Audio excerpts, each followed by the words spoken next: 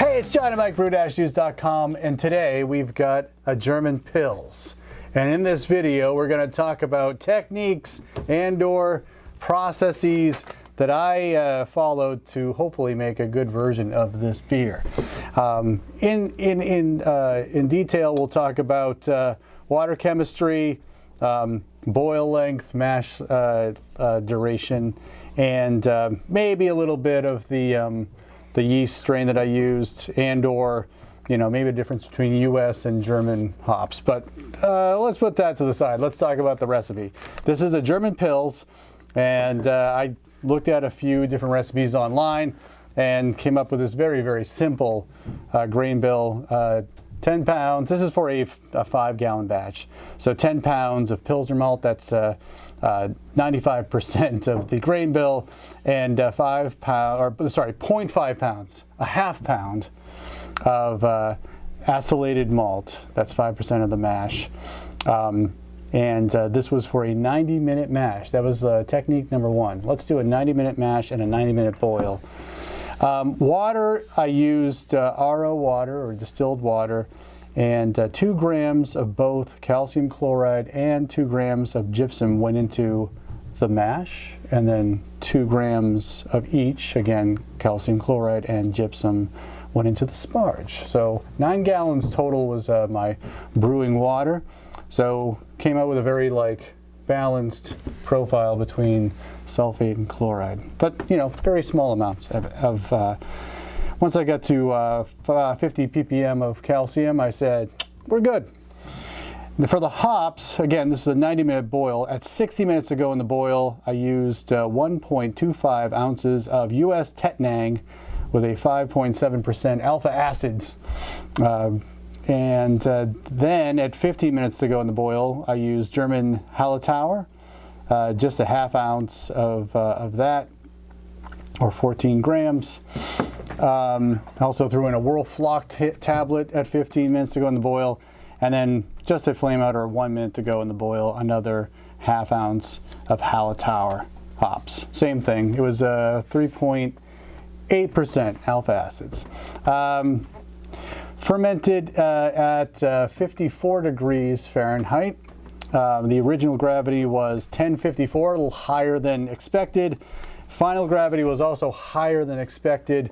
The fermentation went for 5 weeks, all at that 54. I had my refrigerator set as 50 degrees Fahrenheit, but the little temperature strip on the fermenter said 54 degrees.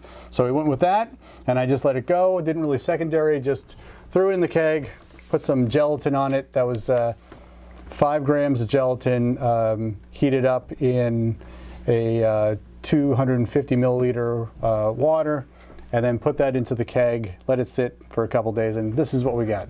So it's been in the keg for probably 2 weeks. My refrigerator has not been really chilling down to what I think are fridge temperatures until we got out of the summer temperatures. Oh, okay. Even pulling it up against from the wall, cleaning it out, just trying. I was I had the Inkbird temperature control on it, so it almost it needed to cycle through a long time to actually get down to it, and it was a very slow progression, but we finally got there. Now it's close to freezing temps, so I'm hoping that it can lager in more. I've done a lot of talking. I'm going to do some sipping. Tell me what you think of this lager, German Pils. I think it's well, it's pretty clean.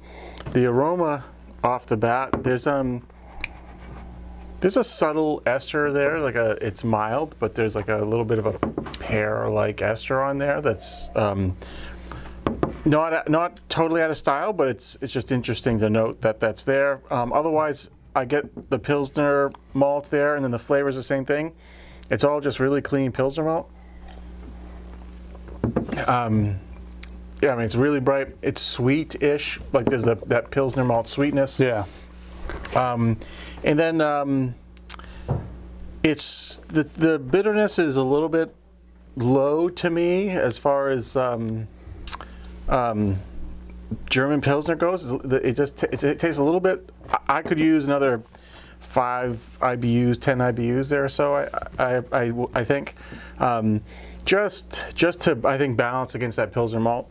Because it's funny how light Pilsner malt is, but when you use Pilsner malt all by itself most of the time, it's pretty distinctive, right? Yeah. I still think it needs a little bit of kick to help round it out. But otherwise, the finish is super clean. It is a fairly crisp,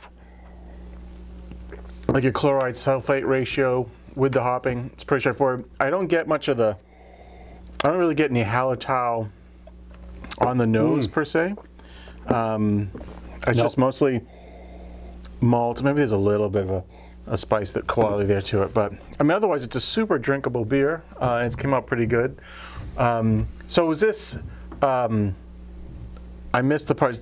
Was this like RO water, tap water? Oh, dude, you gotta listen, bro. Absolutely. I was thinking about other things. Like you said, 90-minute mash. So I'm thinking about that. Like, why do you do a 90-minute mash? Absolutely. While you hit the rest of it, well, right? It's all about distilled water and building your water chemistry from that. That's why we did it what we did. Right. So again, 2 grams of calcium chloride and 2 grams of gypsum in the mash.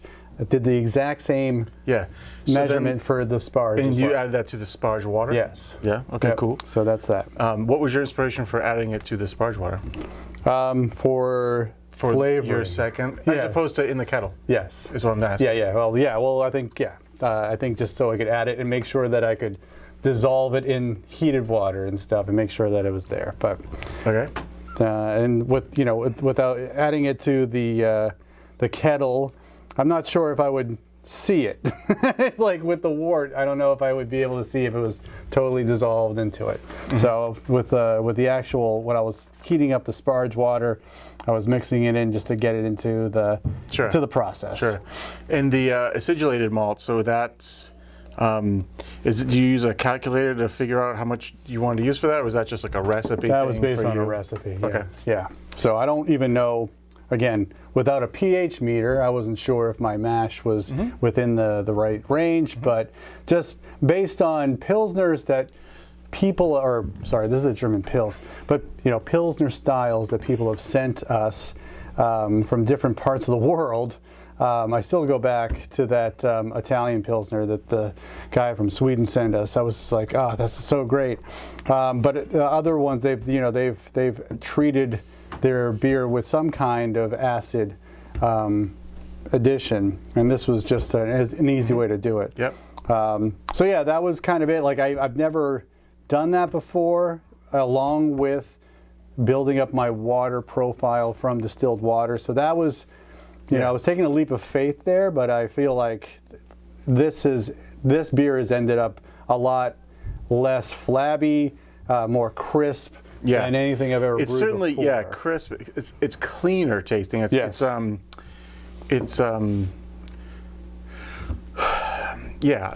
is the best way to describe that. It's not that, right? I mean, the water's not getting in the way here. I think it just tastes clean. It tastes pure. It tastes. It's bright. I can almost taste. It'd be interesting to know what the final pH is after all that, like pH after fermentation and everything too. Yeah. I mean, it is, from an acidity standpoint, it's relatively bright. That's not to say that it's not sour acidic, but it's definitely on that lower end of, which makes it taste good. It tastes very good. Yeah. So, okay. Because I wanted your opinion about that. Because when I don't know if it will mellow out over time, but I found it to be. Again, after having a pint of this, I was having a little bit of heartburn from it, and it's not like, again, there's a little bit of that taste. It sort of helps to make you go for that next sip, but I just wonder if this is a little too acidic. Yeah. In terms of its overall flavor profile. Yeah, I'd have to break out a calculator and figure out where that much calcium and the acidulated malt takes it, but it's probably not that far off the mark. Yeah, I don't think so. Half a pound of acidulated malt, and 4 grams of additions total. Actually, it would be 8 altogether. So, I mean, I've dumped more than that in our water, so our house water. Yeah. So. And that's not the issue, but otherwise pretty good. The other cool thing is, I've been meaning to actually maybe crack open my keg of cream ale To see that. and add some gelatin to it. Yeah. It is clearing up pretty well, but this is already, would you say it's been 2 weeks in the keg? Yep, and then maybe like treated by like 5 days. Yeah, and so worth you of added some gelatin to this. I think that's the way to go. Yeah. If you can think about doing it in advance. I always tend to think about it, but then by the time I say, I really need to get that beer in a keg, I just haven't really gotten there yet. So, The one last thing that we didn't talk about is yeast. And if you want to hand it to that camera, but the Mangrove Jacks Bohemian Lager yeast M84, 2 packets of that went into the fermenter right at fermentation time. So I've never used any of their yeast before. This is the first time. Yeah. And I was really pleased with it. I think that it performed really well. Started up right away, and because that's the one thing about these lager beers. If your fermentation doesn't kick off like in 48 hours, you're kind of like, what happened? Yep. But it was nice to see, like, after a day, that you started to see the signs. I mean, it was slow going, and it's a different fermentation than an ale one, but you start seeing that like ghostly foam that starts up, and you're like, all right, we're off to the races. Yeah, it is nice that there seems to be a variety of lager yeast available now in dry format, a little bit more variety in the dry format. I've been having really good luck with the S189 and the W3470 from Fermentis. This is just another choice in that whole arsenal. But, the things with making lagers, you really want to pitch enough yeast, especially if you're going to start cool. Yes. And try to ferment cool the whole way. And so it's nice to be able to pitch 2 packs and not worry about having enough yeast in there, that's for sure. Yep. And did you just go sprinkle dry on top and rehydrate? Yeah, that's what I've done too. We should try a side by side. I don't think flavor wise it'd probably make a difference, but it'd be interesting to see how quickly, like what's the lag phase like with a rehydrated versus. But then again, it's subject. There's a lot of variables involved with that, which we can talk about at a later date. But interesting. There's no. So you didn't do like a derest on this at all, right? You never warmed it back up? I did, as I was just kind of like shifting things around. It came to, basement temperatures for maybe a couple of days. Yep. But I would say that it was like after 5 weeks in like primary. Yeah. I just moved it out because the other beer, the other lager, which we'll talk about next week, needed a derest just to, for S's and giggles. Now you had it in there for 5 weeks. Is that because were you checking it, or was it just that's how life timed itself out to go? I was doing another lager right beside it. Okay. That's why. I just said like, well, I'll just leave this here as I've got this one, which will just ferment for 3 weeks. Okay. And that's, I was like, well, I've got it going. It's like 95 degrees Fahrenheit outside. Yeah. I'll just keep this going. Cool. And it just didn't work out where I could do one and then it just made sense to ferment 2 lagers at the same time. Mm-hmm. Let this one just go as long as possible. But to get back to your DRS question, I would think that after 5 weeks at like a 54 degrees Fahrenheit temperature, like putting it out, and like letting it sit to like come to like basement temperatures, I don't think that, I don't know if that would have any kind of, I don't know if they would rouse the yeast enough, or if like everything that they needed to do was done. Yeah, I think as a lager yeast, I don't know if it's going to rouse much, but at that stage in the game, you could still have a diacetyl issue even after 5 weeks, if there was a fermentation problem to begin with, like insufficient pitch or just poor quality yeast. But clearly in this example, because there is zero hint of that, those weren't issues. Yeah. So and I have found too, I think like a longer fermentation probably does help slowly take care of that if it even was an issue. True. I don't know too much about the strain, so I don't know if that DRS is necessary, but you never know. But that's that. So I think that on the things that I was trying to accomplish, which was build up a nice water profile from distilled water, thought that worked out. Mm-hmm. you know, I do take your note on the bitterness. I thought that I'd added a nice pitch of, or I had a nice addition of hops at the 60-minute mark, but probably, you know, double that, see what happens, especially with like a noble hop that only has, you know, almost 6 percentage alpha acids. Might do better with maybe you know, one that has higher or just more of the same. What do you think? Immature beer, or do you think? I think you're right. That's what I'm saying. Okay. Your note on that, I think it's kind of like your cream ale from last week. You know, if we were to take one note to improve it, that, you know, having a little more of a spicy hop bitterness kick would make it that much better. Yeah, it sort of drives that crisper edge in there, right? Exactly. Yeah. I just responded to a comment on a previous video too about exactly that. For me, in my palate, almost every recipe I make, I tend to need at least 30 genuine IBUs in a recipe just to feel like that's the threshold for enough bitterness, whether it be starting for a pale ale or, I mean, pale ale would probably have more IBUs than that, but as far as like 60 IBUs from 60 minutes, I know it sounds crazy because a lot of recipes, especially in BJCP and all that stuff, like might have like 12 IBUs, 15 IBUs for certain beers. But it just seems for my palate, I need to be almost at 30 IBUs to as a starting point. And I don't know if that's just because of my system or water, but it just seems to me that calculated at the 30 is where I need to start every beer. Yep. I think that the other thing was a acidulated malt.